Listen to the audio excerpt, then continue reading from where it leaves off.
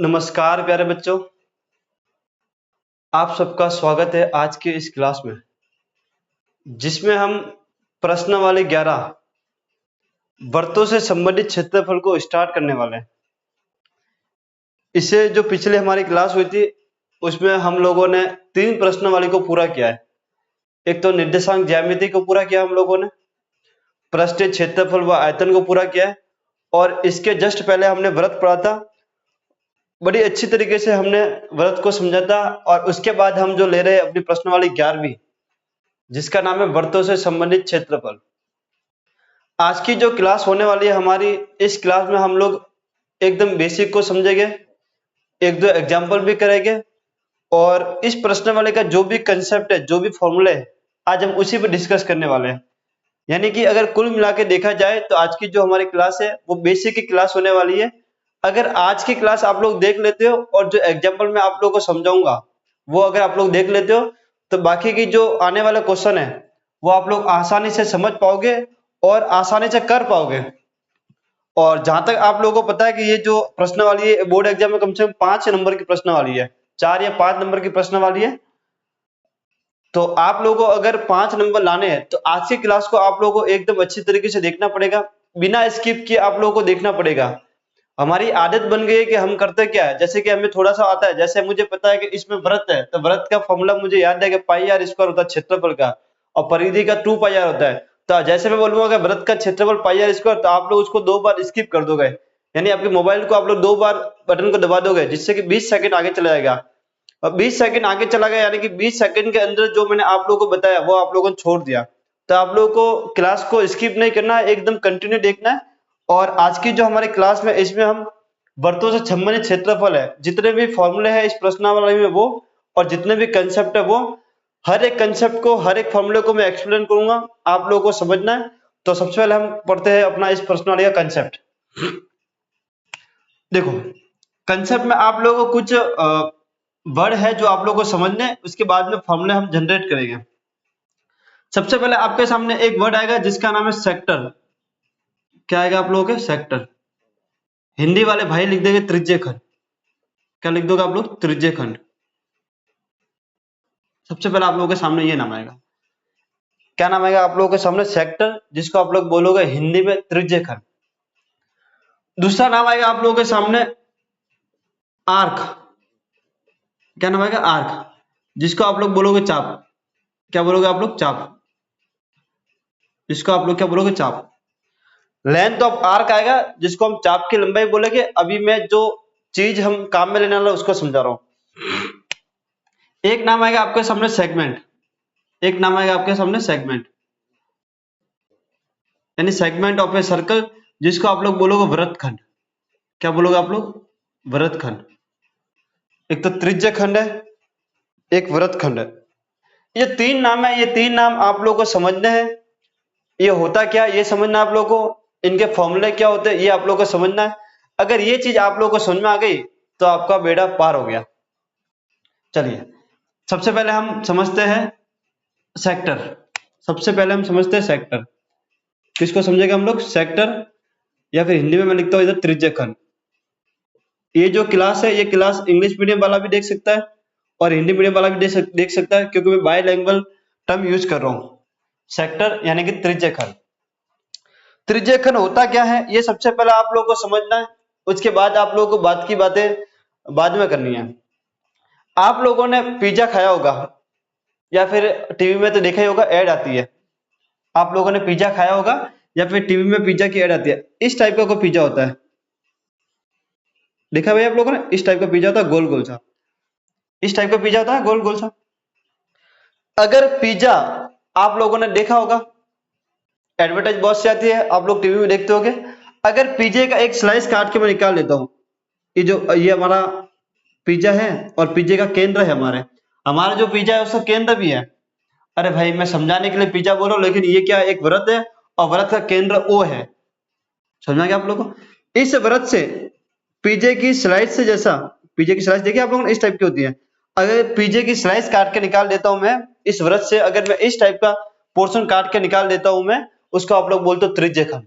क्या बोलोगे आप लोग? क्या बोलोगे आप लोग? त्रिज्य खंड। यानी कि जो ओ ए बी आप लोग को दिख रहा है, ओ ए बी, यानी कि यहाँ पर बड़ा करके बता दो इसको, ये अगर इस वाले पोर्शन को अगर आप लोग देखोगे, इसको हमने बोला ओ, इसको हमने बोला ए और इसको हमने बोला बी, ये जो ओ ए बी है आप लोग का, ये ओ ए बी, ये है आप लोगों का त्रिज्य खंड। क्या आप लोग को बात समझ आई?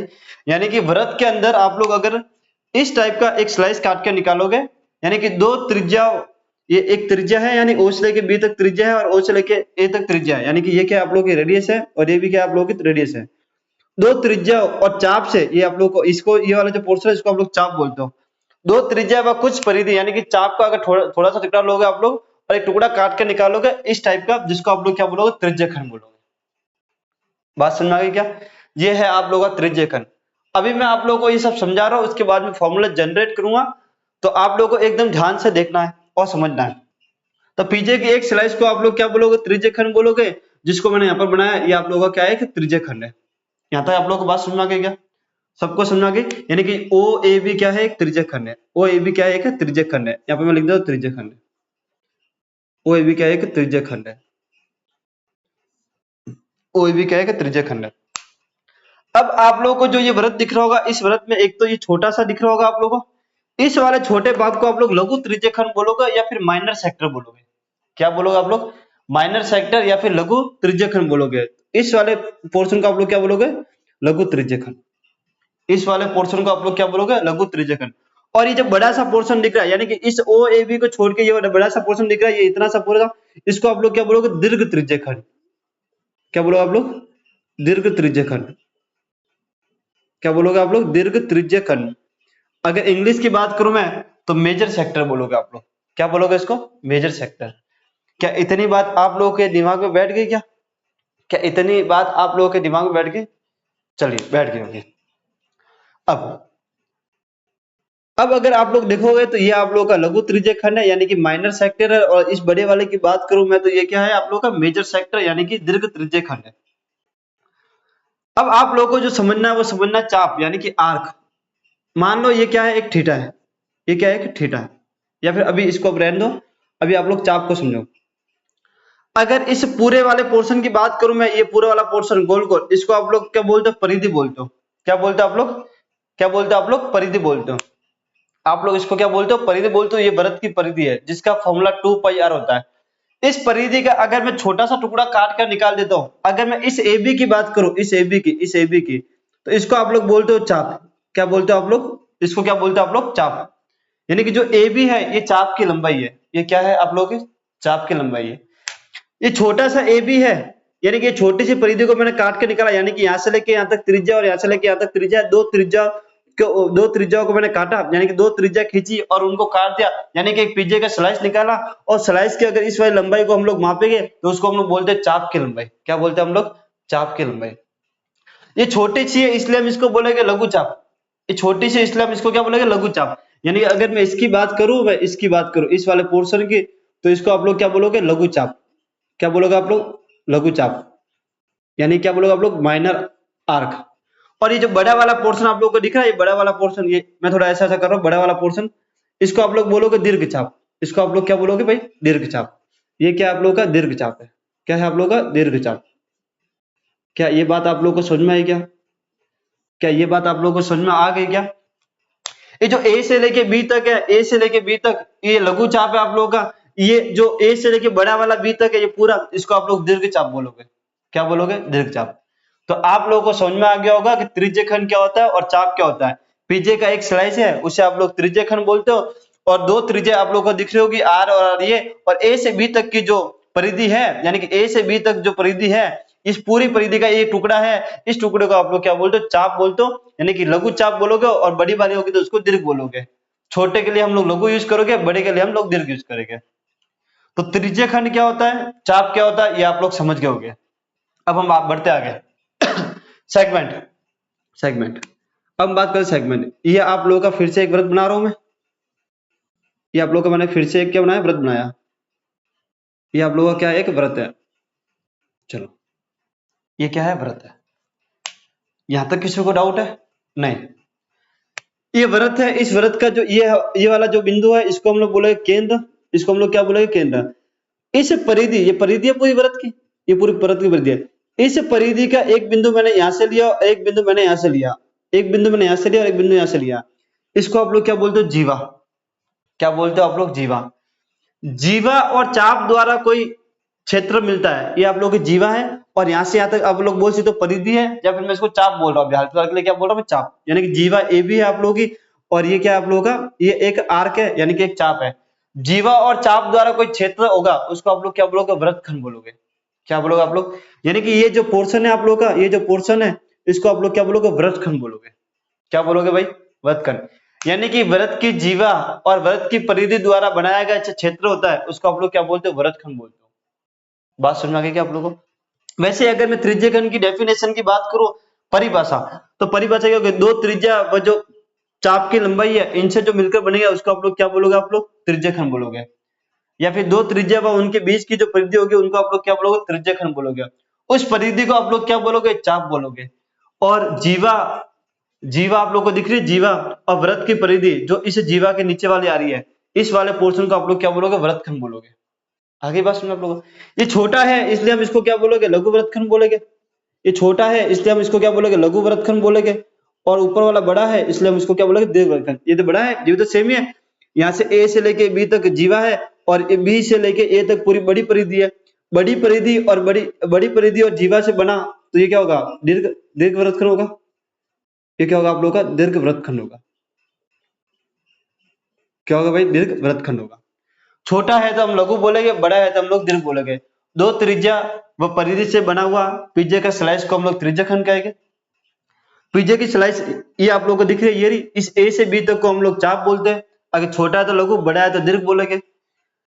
वृत्त की जीवा वो इसकी जो आप लोगों को परिधि दिख रही है वृत्त की, ये वृत्त की जो जीवा ए बी और परिधि द्वारा बना गया जो क्षेत्र है, उसको आप लोग क्या बोलोगे? वृत्तखंड बोलोगे। छोटा है तो लघु बोलोगे, बड़ा है तो दीर्घ बोलोगे। तो आप लोग समझ गए होगा कि वृत्तखंड क्या होता है, त्रिज्यखंड क्या होता है, चाप क्या होता है, ये आप लोग समझ गए होंगे। दो त्रिज्या द्वारा बनाया गया है, ये चाप है, ये त्रिज्यखंड है, ये वृत्तखंड है। अब हम बात करते हैं इनके फॉर्मूले की। अब हम बात करते हैं इनके फॉर्मूले की। फॉर्मूले में वृत्तखंड को हटा रहा हूं और फिर फॉर्मूले को जनरेट कर रहा हूं, ताकि ये आप लोगों को काम आ जाएगा। चलो समझो, आप लोग समझो। अगर मैं इस पूरे वृत्त की बात करूं, अगर मैं इस पूरे वृत्त की बात करूं, तो वृत्त का जो यहां से लेके यहां तक का जो कोण होगा, वो कितना होता है? 360 डिग्री होता है। फॉर्मूले आप लोगों को रटने नहीं है, मैं जैसा जैसा समझा रहा हूं वैसे आप लोग समझ लो। जिंदगी भर के लिए आप लोग फॉर्मूले नहीं भूलोगे, आप लोगों को फॉर्मूले याद हो जाएंगे। मैंने कहा कि ये जो बिंदु O है, अगर इस बिंदु के चारों तरफ मैं घूम लेता हूं, तो 360 डिग्री का कोण बनता है। कितना बनता है? 360 डिग्री का कोण बनता है। कितना कोण बना है? 360 डिग्री का। लेकिन मैं तो पूरा नहीं घूम रहा, मैं तो इस आर से लेके इस आर तक घूम रहा हूं, यानी कि यहां से लेके यहां तक घूम रहा हूं। तो ये भी कुछ ना कुछ कोण होगा, ये भी कुछ ना कुछ कोण होगा। मान लिया ये वाला थीटा कोण है, कितना है ये हमारा थीटा कोण, और इस वाले कोण को आप लोग केंद्रीय कोण बोलते हो। क्या बोलते हो भाई? केंद्रीय कोण, सेंट्रल एंगल। इंग्लिश में क्या बोलोगे आप लोग? Central angle. हिंदी में आप लोग क्या बोलोगे? केंद्रीय कोण बोलोगे। चलो, ये जो थीटा है, ये थीटा क्या दर्शाता है?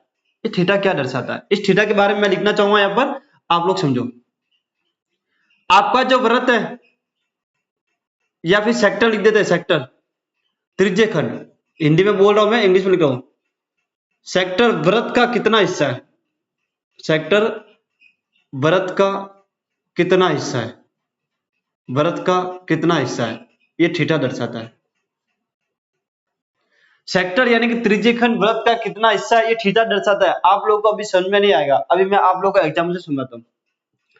अगर मैंने बोला कि ये एक वृत्त है, ये क्या एक वृत्त है, ये वृत्त का केंद्र है O, इसको मैंने यहां से मिलाया, इसको मैंने यहां से मिलाया, इसको मैंने यहां से मिलाया, मैंने इसको यहां से मिलाया, मैंने कहा कि ये 90 डिग्री का है। कितना कितना? ये 90 डिग्री का। तो देखोगे तो आप लोग ये क्या, एक त्रिज्यखंडित है, एक त्रिज्यखंडित है। ठीक, यहाँ पर जो त्रिज्यखंड का कोण है वो थीटा है, और यहाँ पर जो त्रिज्यखंड का कोण है वो 90 डिग्री है। क्या आप लोगों को बात समझ में आ गई? ये वृत्त को 4 चतुर्थांश में बांट रहा है, पहला, दूसरा, तीसरा, चौथा। अगर मैं आप लोगों से पूछूं कि ये मान कितना होगा, यानी कि ये जो त्रिज्यखंड बन रहा है, ये इस वृत्त का कितना है, ये इस वृत्त का कौन सा हिस्सा है, तो आप लोग क्या करोगे? ये 90 डिग्री कोण बन रहा है आप लोगों का, और पूरा अगर कोण की बात करूं मैं यहां से यहां तक घूमकर, तो वो कितना होगा? 360 होगा। कितना होगा? 360। अगर मैं इसको काटता हूँ 9 के पारे से तो 9 एकम 9 और 9 चौक 36, यानी कि 1/4। यानी कि जो ये वाला पोर्शन दिख रहा है आप लोगों को, ये वाला पोर्शन ये इस वृत्त का 1/4 हिस्सा है। कितना है आप लोगों का? कितना है आप लोगों का? 1/4 हिस्सा। इस थीटा से हमें ये पता चलता है कि जो त्रिज्य खंड है इस वृत्त का कौन सा हिस्सा है। थीटा के बारे में आप लोगों को समझ में आ गया क्या? थीटा क्या कह रहा है कि ये जो त्रिज्य खंड बन रहे हैं, यहाँ पर मैंने थीटा का मान 90 डिग्री लिया है, लेकिन यहाँ पर थीटा का मान थीटा ही है। थीटा का मान थीटा ही है। थीटा ये दर्शाता है कि ये सेक्टर वृत्त का कौन सा हिस्सा है, तो मैंने बोला भाई कि 1/4 हिस्सा है इसका। यहां तक बात समझ आ गई? यानी कि थीटा हमें क्या दर्शाया कि ये वृत्त का कौन सा हिस्सा है। अब आप लोग फॉर्मूले समझोगे तो आप लोगों को आसानी समझ में आएगा। मैं बोलता हूं लघु त्रिज्य खंड का फॉर्मूला। मैं क्या बोलता हूं? लघु त्रिज्य खंड का फॉर्मूला। लघु त्रिज्य खंड का फॉर्मूला। लघु त्रिज्य खंड का क्षेत्रफल। लघु त्रिज्य खंड का क्षेत्रफल। ये जो लघु त्रिज्य खंड आप लोगों को दिख रहा है ओ ए बी, लघु त्रिज्य खंड दिख रहा है आप लोगों को ओ ए बी, इसमें कोण कितना बन रहा है? थीटा। इस वृत्त का कौन सा हिस्सा होगा? ये थीटा बाय 360 होगा कि नहीं होगा? अभी यहाँ पर 90 था तो 1/4 था, लेकिन हमें थीटा का मान पता नहीं है तो हम थीटा ही लिखे गए। तो ये पूरा वृत्त का 360 है और ये इस वृत्त का कौन सा हिस्सा? तो थीटा वाला हिस्सा है। यानी कौन सा हिस्सा है? ये थीटा वाला हिस्सा है। किसका? इस वृत्त के पूरे कोण का। आई बात समझ में आप लोगों को? आई बात समझ में आप लोगों को? सब आप लोगों को बात समझ में आ गई क्या? चलिए, अगर मैं क्षेत्रफल की बात करूं तो वृत्त का क्षेत्रफल क्या होता है? वृत्त का क्षेत्रफल होता है पाई आर स्क्वायर। वृत्त का क्षेत्रफल क्या होता है? पाई आर स्क्वायर। तो ये भी तो वृत्त का क्षेत्रफल ही एक तरीके से, लेकिन इसमें जो थीटा है वो कितना है? थीटा है वो कितना है? थीटा ही है। और यहाँ पर हम वृत्त की बात करें जब थीटा कितना होता है? 360 डिग्री होता है। कितना? 360 डिग्री होता है। यानी पूरा कोण 360 डिग्री होता है और इस कोण के लिए बातें करें तो थीटा है, तो थीटा अपॉन 360। और क्षेत्रफल बात कर रहे हैं हम लोग त्रिज्य खंड की, तो वृत्त के क्षेत्रफल से इसे गुणा कर दो। यानी कि हम कह रहे हैं भाई कि जो वृत्त का क्षेत्रफल है उसका थीटा बाय 360 वाला हिस्सा है ये त्रिज्य खंड, और ये इसका फॉर्मूला है। क्या आप लोगों को ये बात समझ में आ रही है क्या? क्या आप लोगों को ये बात समझ में आ रही है क्या? मेरे हिसाब से समझ में आ गई होगी कि जो वृत्त है, जो वृत्त का क्षेत्रफल है उसका थीटा अपॉन 360 वाला हिस्सा ये त्रिज्य खंड है, और ये त्रिज्य खंड का क्षेत्रफल का फॉर्मूला है। ये जो फॉर्मूला निकाला मैंने ये लघु त्रिज्य खंड का है। अगर मैं दीर्घ की बात करूं, अगर मैं दीर्घ की बात करूं, दीर्घ निकालने के दो तरीके, दोनों तरीके मैं आप लोगों को समझा रहा हूं, आप लोग थोड़ा समझने की कोशिश करना। अगर मैं दीर्घ त्रिज्य खंड की बात करूं, मैं अगर मैं दीर्घ त्रिज्य खंड की बात करूं तो मुझे पता है कि यहां से यहां तक जो कोण होगा वो कितना होगा? यहां से यहां तक जो कोण होगा ये पूरा 360 डिग्री होता है। ये थीटा है तो ये कितना होगा? 360 माइनस थीटा होगा कि नहीं होगा? 360 माइनस थीटा होगा कि नहीं होगा? 360 माइनस थीटा होगा। यानी कि दीर्घ त्रिज्य खंड का क्षेत्रफल, दीर्घ त्रिज्य खंड का क्षेत्रफल, ये पाई आर स्क्वायर लिखा मैंने, वृत्त का क्षेत्रफल है ये। इसका कितना हिस्सा है? तो आप लोग देखोगे 360 माइनस थीटा का हिस्सा है। किसका है? ये वृत्त का। ये इसका फॉर्मूला है। बात समझ आ गई क्या आप लोगों को? यानी कि ये जो पूरे वृत्त का क्षेत्रफल है इसका 360 माइनस थीटा अपॉन 360 वाला हिस्सा है ये दीर्घ त्रिज्य खंड, और इसका क्षेत्रफल है। एक तरीका तो ये, एक तरीका तो ये है। दूसरा तरीका सेकंड किसका है? इसी का सेकंड है। देखो, अगर मैं पूरे वृत्त का क्षेत्रफल निकाल देता हूं, मैं अगर मैं पूरे वृत्त का क्षेत्रफल निकालता हूं तो ये पूरा पोर्शन आएगा। उसमें से अगर मैं ये छोटा वाला भाग है यानी ये पिज्जा का स्लाइस है, इसको अगर मैं काट के बाहर निकाल देता हूं तो ये बड़ा वाला ही तो आएगा। ये बड़ा वाला तो आएगा, और इस बड़े वाले को तो हमने दीर्घ त्रिज्य खंड का है। क्या आप लोग समझे? आप लोग समझे क्या? यानी कि दीर्घ त्रिज्य खंड का फॉर्मूला ये बनता है कि वृत्त का क्षेत्रफल में से जो ये लघु त्रिज्य खंड होता है ये वाला, इसको बाहर निकाल दो, माइनस लघु त्रिज्य खंड का फॉर्मूला, लघु त्रिज्य खंड का क्षेत्रफल, लघु त्रिज्य खंड का क्षेत्रफल। बात समझ आ गई? तो दीर्घ त्रिज्य खंड का आप लोग लिख सकते हो 360 minus theta upon pi r इसके ऊपर 360, या फिर वृत्त का क्षेत्रफल माइनस लघु त्रिज्य खंड का क्षेत्रफल, ये भी आप लोग लिख सकते हो। क्या आप लोगों को यहां तक समझ में आया क्या? तो ये दो फॉर्मूले हैं। हम जो ज्यादातर फॉर्मूला यूज करने वाले वो इस फॉर्मूले को यूज करेंगे, क्योंकि थीटा का मान हमको दे रखा होगा ये लघु त्रिज्य खंड का, तो 360 में थीटा को घटाएंगे तो हमारा डायरेक्ट थीटा आ जाएगा और डायरेक्ट इस फॉर्मूले के अंदर मान रख देंगे। ये और ये दोनों फॉर्मूले एक ही है मेरे भाई। यहाँ पर थीटा का मान थीटा है और यहाँ पर थीटा का मान कितना लिखा हमने? 360 माइनस थीटा। क्योंकि ये एंगल थीटा है तो ये कितना होगा, अगर मान लो ये 30 डिग्री है तो 360 में से 30 गया तो कितना आएगा, ये 330 होगा। तो वही चीज लिखी है। ये था हमारा लघु त्रिज्यखंड, दीर्घ त्रिज्यखंड का क्षेत्रफल, वृत्त का क्षेत्रफल। हमने वृत्त के क्षेत्रफल से इनकी तुलना की, इसलिए वृत्त का क्षेत्रफल लिखा। अब हम बात करते हैं लेंथ ऑफ आर्क, यानी कि चाप की लंबाई। किसकी बात करते हैं हम लोग, चाप की लंबाई। मैं लिखता हूं चाप की लंबाई, चाप की लंबाई। अगर मैं चाप की लंबाई की बात करूं तो ये ए बी क्या होगा, चाप होगा। इसको लिखने का तरीका ऐसा होता है, ये ए बी और इसके ऊपर ऐसा ऐसा थोड़ा बनाना होता है, यानी चाप बनाना होता है। इसको हम लोग क्या लिखते हैं, चाप की लंबाई। मान लेते भाई कि यहाँ से यहाँ तक की जो लंबाई है वो कितनी एल है, कितनी एल है, यानी कि मैं अभी यहाँ से एल एल से डिनोट करता हूँ ये कि जो ए बी है चाप वो एल है, कितना एल है, समझो। अगर मैं ए बी चाप की बात करूं, मैं ए बी चाप की बात करूं तो ये चाप कितना, कितने थीटे पे बना हुआ है, तो थीटा पर ही तो बना हुआ है, यानी कितने कोण पर बना हुआ है, तो ये थीटा कोण पर बना हुआ है। कितने कोण पर बना हुआ है, ये थीटा कोण पर बना हुआ है। क्षेत्रफल की बात कितने, मैंने वृत्त का क्षेत्रफल गुणा कराया था। लेकिन लंबाई की बात करता हूं मैं, जब जब भी मैं वृत्त के लंबाई की बात करता हूं तब मैं परिधि को याद करता हूं। किसको याद करता हूं मैं, परिधि को याद करता हूं, परिधि को याद करता हूं मैं। क्या आप लोगों को समझ में आ रहा है क्या, जब भी मैं लंबाई की बात करता हूं तब मैं परिधि की बात करता हूं वृत्त में, और जब भी मैं क्षेत्रफल की बात करता हूं मैं, तब मैं वृत्त के क्षेत्रफल की बात करता हूं। इतनी सी बात आपको दिमाग में बैठानी है अपनी बुद्धि के अंदर। चलिए, तो ये जो ए बी है इसको लिखने का तरीका ये है, और मैंने बोला है भाई कि ये हमारा एल है, कितना, ये हमारा एल है। ये जो चाप है ये कितने थीटा पर बना हुआ है, कितने कोण पर बना हुआ है, तो थीटा कोण पर बना हुआ है। कितने कोण पर बना हुआ है, थीटा कोण पर बना हुआ है। वृत्त का पूरा कोण कितना होता है, 360 होता है, ये मैंने समझाया। वृत्त के पूरे कोण का थीटावां हिस्सा है ये चाप, थीटावां हिस्सा है ये चाप। मैंने यहाँ पर लिखा है कि सेक्टर वृत्त का कितना हिस्सा है। अगर चाप के लिए बोलो जो थीटा होगा वो चाप 360 का कितना हिस्सा है, तो थीटावां हिस्सा है। इस लंबाई, ये लंबाई को आप लोग परिधि बोलते हो। तो किसके सापेक्ष इसकी बात करो आप लोग, परिधि। चाप एक तरह का परिधि है, यानी कि ए से बी तक ये एक चाप ही है। अगर मैं सिंपल भाषा में बोलूं तो ये छोटी सी परिधि है, ये ए से बी छोटी परिधि है और बी से ए कितनी बड़ी परिधि है। तो परिधि का जो फॉर्मूला होता है वो क्या होता है, 2 पाई आर, 2 पाई आर। यानी कि परिधि का थीटा अपन 360वां हिस्सा ये चाप है, इसका मतलब ये हुआ। ये बात समझ में आ गई क्या आप लोगों को, सबको समझ में आ गई होगी मेरे हिसाब से। अगर मैं चाप, ये आप लोगों का जो चाप है इसको लघु चाप लिख देता क्योंकि छोटा है इसलिए। अगर मैं दीर्घ चाप की बात करूं, अगर मैं दीर्घ चाप की बात करूं, दीर्घ चाप की लंबाई, दीर्घ चाप की लंबाई, तो वो क्या होगा, वो क्या होगा, वो क्या होगा, ये इतना सा थीटा वाला है तो ये इतना कितना होगा, 360 माइनस थीटा ही होगा।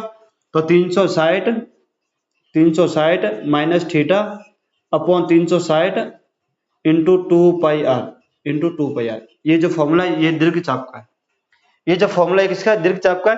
यानी कि 360 माइनस थीटा अपॉन 360वां हिस्सा है वृत्त के परिधि का। यानी आपका जो दीर्घ चाप है, आपका जो दीर्घ चाप है वो वृत्त की परिधि है 2 पाई आर, उसका 360 माइनस थीटा अपॉन 360वां हिस्सा है, ये इसका मतलब है। तो ये आपके लघु त्रिज्यखंड का फॉर्मूला है, ये दीर्घ त्रिज्यखंड का फॉर्मूला है, ये वृत्त, ये भी त्रिज्यखंड का ही फॉर्मूला है, लेकिन वृत्त में से अगर आप लोग घटाओगे तो ये आ जाएगा। दोनों तरीके हैं, ये चाप की लंबाई है, लघु चाप और दीर्घ चाप। अब हमारा आता है वृत्तखंड। अब हमारा क्या आता है, वृत्तखंड। मैं थोड़ा सा साइड में हट जाता हूँ, आप लोग चाहो तो इसका स्क्रीनशॉट ले सकते हो, आप लोग चाहो तो इसको नोट डाउन कर सकते हो क्लास को रोककर। आप लोग चाहो तो इसका स्क्रीनशॉट भी ले सकते हो, आप लोग चाहो तो इसका क्लास को रोककर आप लोग इसका नोट्स भी बना सकते हो। क्या आप लोग को ये बात समझ में आ गई क्या, यहां तक किसी को डाउट है, नहीं। अब हमको समझना है वृत्तखंड। अब हमें क्या समझना है, वृत्तखंड क्या होता है। वृत्तखंड मैंने आप लोगों को बताया है, वृत्तखंड क्या होता है कि भाई एक वृत्त है, उसकी एक जीवा होगी और उसका जो चाप होगा, चाप व जीवा के मध्य बनने वाले क्षेत्र को आप लोग क्या बोलते हो, वृत्तखंड बोलते हो। क्या बोलते हो आप लोग, वृत्तखंड बोलते हो। ये होता है वृत्तखंड। चलिए मैं यहाँ पर अपना जो चित्र है उसको बना देता हूँ। ये हमारा ओ केंद्र वाला एक वृत्त है, ये हमारा ओ केंद्र वाला वृत्त है। ये ए से बी हमारी जीवा है जिसको आप लोग कॉर्ड बोलते हो, और ये हमारा है क्या है, ये हमारा लघु वृत्तखंड है। ये हमारा क्या, लघु वृत्तखंड है। ये वाला दीर्घ वृत्तखंड है, ये हमारा लघु वृत्तखंड है। ये मैंने आप लोगों को अभी थोड़ी देर पहले समझाया है। फॉर्मूले कहीं रटने की जरूरत नहीं है। क्षेत्रफल की बात करो तो वृत्त के वृत्त का जो वृत्त का क्षेत्रफल होता है उससे गुणा कराना है। लंबाई की बात करते हैं हम तो परिधि से गुणा कराना है। थीटा क्या दर्शाता है? तो थीटा ये दर्शाता है कि 360 का कितना हिस्सा है वो हमको दर्शाता है। मैंने आप लोगों को अभी एक एग्जांपल लेके भी समझाया था भाई कि 90 डिग्री का त्रिज्यीय खंड है, तो वो वृत्त का कौन सा हिस्सा होगा? तो 1/4 हिस्सा होगा। तो थीटा आपको क्या दर्शाता है कि वो कितना हिस्सा है 360 डिग्री कोण का। अब हम बात करते हैं वृत्तखंड की। पहले हम बात करते हैं लघु वृत्तखंड की। लघु वृत्तखंड, अगर इंग्लिश में बोलूं मैं इसको, तो segment of a minor segment of a circle. लघु वृत्तखंड का क्षेत्रफल, minor sector, major sector, length of arc, और ये है वृत्तखंड जिसको आप लोग क्या बोलते हो? सेगमेंट, यानी कि minor segment of a circle. English medium वाले ऐसे लिखेंगे, हिंदी मीडियम वाले मैं लिख ही रहा हूं। लघु वृत्तखंड का क्षेत्रफल, लघु वृत्तखंड का क्षेत्रफल। चलो, ये आप लोगों का लघु वृत्तखंड है, ये आप लोगों का लघु वृत्तखंड है। अगर इस O को A से मिला सकता हूं मैं, इस O को अगर A से मिलाऊंगा मैं, तो ये क्या? त्रिज्या है। इसको अगर मैंने यहां से मिलाया तो ये भी क्या? त्रिज्या, यानी कि ये क्या आप लोग का R है, ये क्या आप लोग का R है। अगर इस पूरे पोर्शन की बात करूं मैं, इस पूरे पोर्शन की बात करूं, यानी कि यहां से ये आप लोगों को दिख रहा होगा, यहां से यहां तक, और यहां से यहां तक, ये दिख रहा है आप लोगों को? मैं जो लाइनिंग कर रहा हूं ये ऐसा, यहां से यहां तक। अगर इस वाले पोर्शन की बात करूं मैं, तो ये क्या है? हमारा सेक्टर है, यानी कि एक त्रिज्यीय खंड है। क्या है भाई? एक त्रिज्यीय खंड है, यही है। ये हमारा एक सेक्टर है, यानी कि एक त्रिज्यीय खंड है। ये त्रिज्यीय खंड दिख रहा होगा आपको, OAB एक त्रिज्यीय खंड दिख रहा होगा। क्या दिख रहा होगा आप लोगों को? OAB एक त्रिज्यीय खंड दिख रहा होगा। अगर इस OAB त्रिज्यीय खंड में से इस वाले त्रिभुज OAB त्रिभुज को घटा देता हूं, इस वाले त्रिभुज को अगर मैं घटा देता हूं इस वाले त्रिभुज को, तो बचेगा क्या? यही तो बचेगा। अगर इस त्रिज्यीय खंड में से इस त्रिभुज को मैं घटा देता हूं, तो ये वाला पोर्शन बचेगा, और ये आप लोगों को ज्ञात करना है। यही तो आप लोगों को ज्ञात करना है। तो इसका जो फॉर्मूला बनेगा वो क्या बनेगा? त्रिज्यीय खंड का क्षेत्रफल, त्रिज्यीय खंड का क्षेत्रफल माइनस त्रिभुज का क्षेत्रफल, माइनस त्रिभुज का क्षेत्रफल। ये आप लोगों का क्या है? वृत्तखंड का क्षेत्रफल। आप लोग बोलोगे कि भाई कि बड़े जो वृत्तखंड है, यानी कि दीर्घ वृत्तखंड है, इसका क्षेत्रफल आप लोग कैसे निकालोगे? इसका क्षेत्रफल आप लोग कैसे निकालोगे? ये इस वाले का, यानी कि जो बड़ा वाला है इस वाले का। तो सिंपल सा प्रोसेस है, जो वृत्त का क्षेत्रफल है इसमें से आप लघु वृत्तखंड को घटा दो। ये पूरा जो वृत्त है, ये पूरा आपको वृत्त दिख रहा होगा, O केंद्र वाला वृत्त है, ये हमारा O केंद्र है। इस O केंद्र वाले वृत्त में से अगर मैं इस वाले को, ये वाला पोर्शन जो छायांकित क्या हुआ है, दिख रहा है जो छायांकित क्या हुआ है, उस वाले को अगर मैं बाहर निकाल देता हूं तो ये ऊपर वाला तो बचेगा, ऊपर वाला बचेगा। और ये हमारा क्या? दीर्घ वृत्तखंड है। तो दीर्घ वृत्तखंड का क्षेत्रफल क्या होगा? दीर्घ वृत्तखंड का क्षेत्रफल, दीर्घ वृत्तखंड का क्षेत्रफल इक्वल टू वृत्त का क्षेत्रफल माइनस लघु वृत्तखंड का क्षेत्रफल, लघु वृत्तखंड का क्षेत्रफल। ये थे कुछ फॉर्मूले जो आप लोगों को याद करना था। अब एक जो गहरी बात है वृत्तखंड वाली, जो मैं आप लोगों को बता रहा हूं, अगर मैं परीक्षा की दृष्टि से आप लोगों को बोलूं तो ये जो वृत्तखंड है, ये जो सेगमेंट है, सेगमेंट ऑफ ए सर्कल, ये बहुत काम की चीज है। एग्जाम में इस पर ही सवाल आएगा। एग्जाम में किस पर सवाल आएगा? इस पर सवाल आएगा। एग्जाम में किस पर सवाल आएगा भाई? आप लोगों का इस पर सवाल आएगा। तो इस पर मैं एक थोड़ा सा डिस्कशन कर रहा हूं, आप लोग थोड़ी समझने की कोशिश करना। होगा ये कि जब आप लोगों से प्रश्न पूछा जाएगा कि भाई के लघु वृत्तखंड निकालिए या दीर्घ वृत्तखंड निकालिए, ये दोनों प्रश्न आप लोगों से पूछ सकता है कि लघु वृत्तखंड का क्षेत्रफल ज्ञात कीजिए या दीर्घ वृत्तखंड का क्षेत्रफल ज्ञात कीजिए। इंग्लिश मीडियम वाले भाई को समझ में नहीं आ रहा है तो बोल देता हूं, सेगमेंट ऑफ ए सर्कल निकालना आप लोगों को, तो करना क्या है? करना ये होता है कि जो सेक्टर होता है, यानी कि जो त्रिज्यीय खंड होता है, उसमें से आप लोगों को त्रिभुज को माइनस करना होता है, जैसा कि फॉर्मूले मैंने आपको बताया, ये होता है। लेकिन यहाँ पर एक बात ये होती है कि यहाँ पर जो ये जो ट्रायंगल बनता है, यानी कि जो त्रिभुज बनता है, इसमें हमको थीटा का मान दे रखा होता है। किसका मान दे रखा होता है? थीटा का मान। ये बहुत इंपॉर्टेंट चीज है जो मैं आप लोगों को बता रहा हूँ, परीक्षा में यही पूछेगा आप लोगों से। आप लोग इसको थोड़ा समझने की कोशिश करना, अपनी बुद्धि के अंदर बिठाने की कोशिश करना। ये जो त्रिभुज होगा, ये आप लोग जो त्रिभुज बनाओगे, इस त्रिभुज में आपको थीटा का मान दे रखा होगा, जबकि हम लोग जानते हैं कि त्रिभुज का क्षेत्रफल, यानी कि त्रिभुज का क्षेत्रफल इधर माइनस करना होगा आप लोगों को। इधर दिख रहा है ना आप लोगों को, इधर दिख रहा है आप लोगों को कि क्या करना है? त्रिज्यीय खंड का क्षेत्रफल निकालोगे आप लोग। हालांकि निकालना आप लोगों को ये छायांकित भाग है, लेकिन आप लोग इसको पूरे को त्रिज्यीय खंड बोलोगे, उसमें से आप लोग त्रिभुज को घटा दोगे। मेरे भाई क्या कर रहे हो आप लोग? तो त्रिभुज को आप लोगों को क्या करना है, घटाना है। मेरा कहना ये है कि जो त्रिभुज होगा उस त्रिभुज की भुजा वगैरह कुछ नहीं देगा आप लोगों को। भुजा यानी कि भुजा बोल तो ये क्या है, त्रिज्या है। त्रिज्या आप लोगों को दे देगा, वो ये थीटा का मान देगा, आप लोगों को आधा वगैरह कुछ नहीं देगा। तो आपको जो त्रिभुज का क्षेत्रफल निकालना है, त्रिभुज के जो फॉर्मूले होते हैं 1/2 बेस इंटू हाइट, यानी कि 1/2 आधार इंटू ऊंचाई। या फिर आप लोगों ने ये पढ़ा होगा, एक त्रिभुज का क्षेत्रफल हेरोन का फॉर्मूला होता है रूट में S, S minus A, S minus B, S minus C. या फिर आप लोगों ने ये पढ़ा होगा कि जो अगर समद्विबाहु त्रिभुज है, समबाहु त्रिभुज सॉरी, तो उसका जो फॉर्मूला होता है क्षेत्रफल निकालने का, वो वर्गमूल 3/4 ए स्क्वायर होता है, यानी कि वर्गमूल 3/4 भुजा का स्क्वायर होता है। ये 3-4 फॉर्मूले हैं जो आप लोग क्षेत्रफल निकालने के लिए यूज करते हो। एक तो 1/2 base into height, Heron's formula root में S, S minus A, S minus B, S minus C, जहां एस क्या आप लोगों का अर्ध परिमाप है, ए बी सी भुजा है। या फिर वर्गमूल 3/4 ए स्क्वायर, इसका यूज करते हो। यानी कि जो मैंने अभी बोला ये 3 फॉर्मूले बोले, इन 3 फॉर्मूलों की सहायता से आप लोग त्रिभुज का क्षेत्रफल निकालते हो, फिर त्रिज्या खंड में से घटाते हो। लेकिन वो 3 चीज जो मैंने अभी आप लोगों को बोली, वो तीनों चीज आप लोग यहाँ पर अप्लाई साइड ही कर पाओगे। हो सकता है अगर आपको भुजा दे दी या फिर आधार दे दिया तो आप लोग कर पाओगे। अगर मैं बोलता हूँ कि ये जीवा है ए बी, ये जो कॉर्ड है ए बी, इसकी लंबाई आपको मैंने बोला 5 सेंटीमीटर है, मान लो 5 सेंटीमीटर है। यहाँ से मैंने एक लाइन खींची, इसकी मान लो 4 सेंटीमीटर, तब तो आप लोग 1/2 बेस इंटू हाइट लगा सकते हो, क्योंकि आपकी हाइट 4 है और ये कितना 5 है, तब तो आप लोग लगा सकते हो। लेकिन मेरा कहना ये है कि भाई आप लोगों को जो ये हाइट है, ये जो हाइट है और ये जो आधार, ये दिया ही नहीं होगा आप लोगों को, तो ओनली फॉर थीटा दिया होगा, आप लोगों को तो ओनली फॉर थीटा दिया होगा।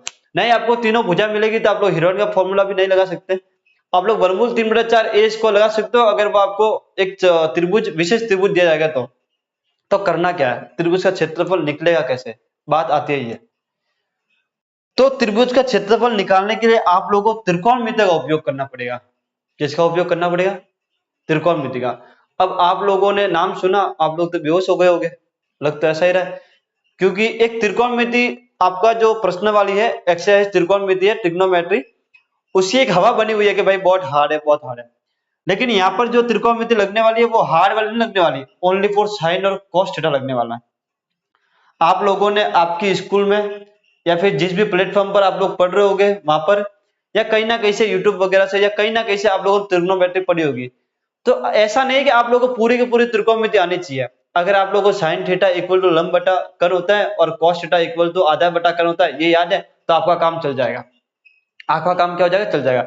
यानी कि जो त्रिकोणमिति, इस त्रिकोणमिति की सहायता से और थीटा की सहायता से, ये थीटा आप लोगों को दे रखा होगा भाई कि थीटा का मतलब कोई कोण होगा, थीटा का मतलब कोई कोण होगा भाई कि 30 डिग्री है, 60 डिग्री है, 90 डिग्री है, 120 डिग्री, जो भी है, उस थीटा की सहायता से और त्रिकोणमिति है उसमें साइन और कॉस की सहायता से आप लोग इस थीटा का मान निकालोगे। क्या करोगे आप लोग, इस थीटा से आप लोग वैल्यू निकालोगे इस त्रिभुज की, यानी कि भुजा भुजा निकालोगे, फिर आप लोग क्या करोगे, इस त्रिभुज का क्षेत्रफल निकालोगे।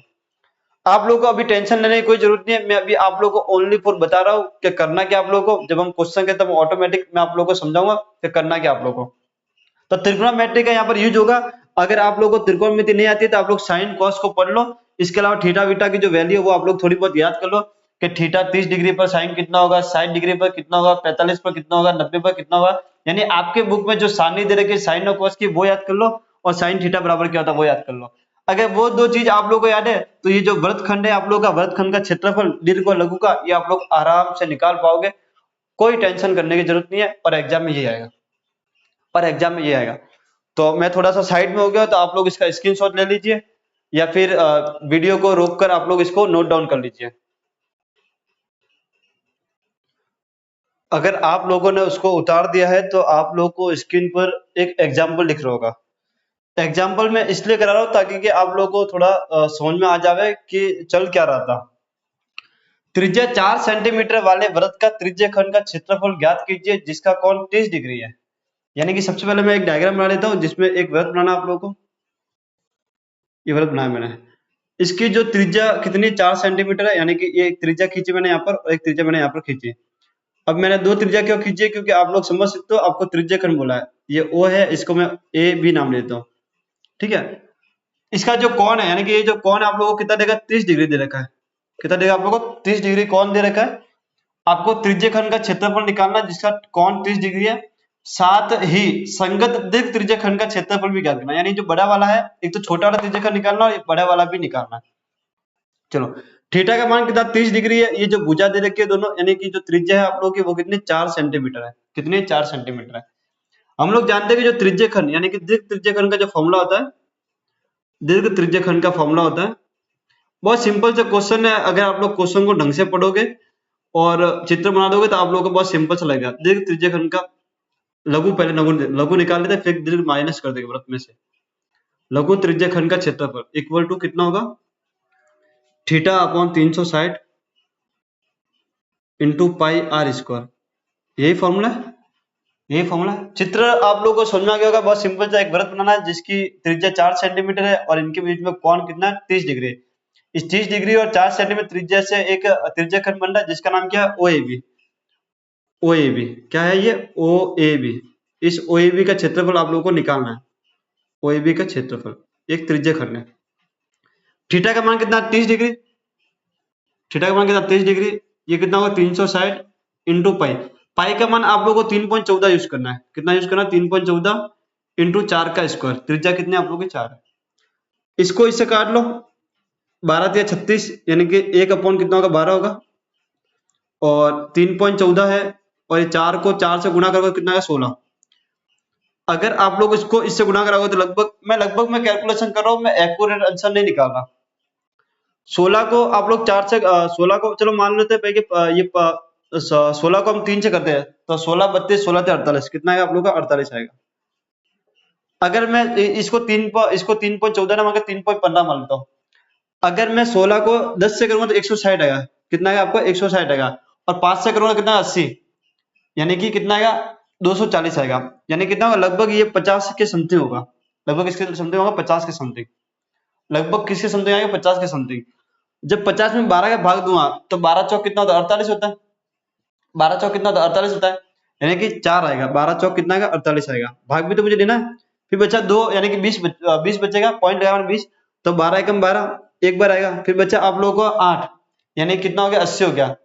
तो 12×72, 12×72 यानी 4.16 या फिर मान लेते लगभग 4.20 के बराबर आएगा। कितना आएगा ये 4.20 के बराबर आएगा। या फिर एक्यूरेट अगर मैं आंसर की बात करूं तो 4.19 सेंटीमीटर स्क्वायर इसका आंसर है। अगर एक्यूरेट आंसर की बात करूं मैं तो 4.19 सेंटीमीटर इसका एक्यूरेट आंसर है। और अगर लगभग निकालते हैं 4.16 आ रहा है तो हम 4.20 मान लेते हैं। तो आप लोग इसको कैलकुलेशन करवा देना। आप लोग 10th क्लास के स्टूडेंट हो, आप लोग कैलकुलेशन आते होगे, इसलिए मैंने आप लोगों को लगभग माना और फिर कैलकुलेशन करके ये आपके सामने आंसर लिख दिया है। तो ये है आप लोगों का करने का तरीका। कितना सिंपल सा है, फॉर्मूला लिखो, फॉर्मूले के अंदर मान रखो, कैलकुलेशन करो। और कैलकुलेशन मैंने आप लोगों को सिखाई है। मैंने जब अपना बैच स्टार्ट किया था 0 से 100 वाला, तो सबसे पहली जो वीडियो आई थी हमारी वो मोटिवेशनल वीडियो थी, या फिर बैच को कैसे चलाना है, कैसे चलेगा, आप लोग कैसे प्रिपेयर करोगे वो था। और उसके जस्ट बाद जो दूसरी वीडियो आई थी वो कैलकुलेशन की थी। मैंने आप लोगों को कैलकुलेशन सिखाई थी। अगर आप लोगों को वो कैलकुलेशन नहीं आती तो आप लोग डिस्क्रिप्शन में उस वीडियो की लिंक उस लिंक पर क्लिक करो और कैलकुलेशन की वीडियो देख लो, जिससे कि आप लोग कैलकुलेशन कर पाओ। पूरी प्रश्न वाले में कैलकुलेशन ही है, इसलिए आप लोग डिस्क्रिप्शन में जाकर जल्दी से उस लिंक को पर क्लिक करके उस लेक्चर को देख लो। दीर्घ त्रिज्यखंड, दीर्घ त्रिज्यखंड ये भी तो पूछा आप लोगों को। दीर्घ त्रिज्यखंड का क्षेत्रफल क्या होगा। एक तो फॉर्मूला था आप लोगों का, फॉर्मूला था और एक डायरेक्ट था। तो मैं फॉर्मूले से करता हूँ, 360 minus theta upon 360 into pi R square. यही था फॉर्मूला। 360 थीटा कितना 30 और ये कितना आप लोगों का 360, ये कितना आप लोगों का पाई यानी कि 3.14 और ये कितना होगा आप लोगों का 16। डायरेक्ट में आर का मान रख लो, 330 होगा यहाँ पर 330 अपॉन 360 इंटू 3.14 इंटू 16। ये एक जीरो से एक जीरो गया, 3 से ये गया 11 बार और ये कितने बार गया 12 बार। कितना गया 12 बार, यानी कि 11 अपॉन 12 इंटू 3.14 इंटू 4 16। 4 के बाद घटा इसको 4 दिया 12 और 4 तक 16। ये होगा, यही होगा आप लोग का। आप लोग इसको गुणा करा दो, 11 चौक 44 इंटू 3.14 अपॉन में 3। इसकी आप लोग कैलकुलेशन कर लोगे, बहुत ही आसानी से कैलकुलेशन हो जाएगी आप लोग के। कैलकुलेशन करने पर आंसर कितना आएगा मैं आप लोग को बता देता हूँ, 46.05 आएगा। कितना आएगा आप लोग का 46.05 सेंटीमीटर स्क्वायर। ये आप लोग का लगभग आंसर आएगा। कुछ नहीं करना, आप लोग काटा पीटी करनी है। जब इसको इससे काटा 11/12 आया, फिर 12 को 16 से काटा 4 दिया 12, 4 तक 16, 4 का इससे गुना करोगे आप लोग, फिर 11 से गुना करोगे, फिर आप लोग 3 का भाग दोगे तो ऑटोमेटिक आप लोगों का आंसर आ जाएगा। तो मैंने कैलकुलेशन नहीं किया, मैंने डायरेक्ट यहाँ पर भी आंसर लिखा और डायरेक्ट यहाँ पर भी आंसर लिखा। मैं बस ये चाहता हूँ कि आप लोगों को करने का तरीका आ जाए। तो ये है आप लोगों का त्रिज्यीय खंड निकालने का तरीका। तो आज की जो क्लास है उसको हम यही समाप्त करेंगे। आई होप कि आप लोग समझ गए होंगे कि त्रिज्यीय खंड को कैसे निकालना है। अब अपनी अगली जो क्लास आएगी उसमें मैं आप लोगों को एक एग्जाम्पल कराऊंगा वृत्तखंड का, कि वृत्तखंड में जो त्रिभुज का क्षेत्रफल है उसको साइन कॉस की सहायता से और सारणी की सहायता से कैसे निकालना है और वृत्तखंड का क्षेत्रफल कैसा आएगा। उसके बाद में हम प्रश्नावली को स्टार्ट करेंगे और प्रश्नावली को मात्र 2 या 3 दिन के अंदर पूरा कर देंगे। बस एक एग्जाम्पल कराऊंगा, वो एग्जाम्पल आप लोगों को समझ में आ गया तो सभी क्वेश्चन आप लोगों को आसानी से समझ में आ जाएंगे।